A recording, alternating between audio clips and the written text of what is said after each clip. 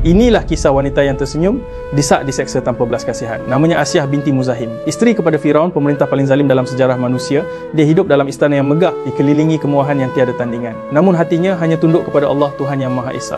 Keimanannya disembunyikan daripada suaminya yang kejam. Namun pada suatu hari, rahsianya terbongkar. Asyah, benarkah kau mengikut ajaran Musa?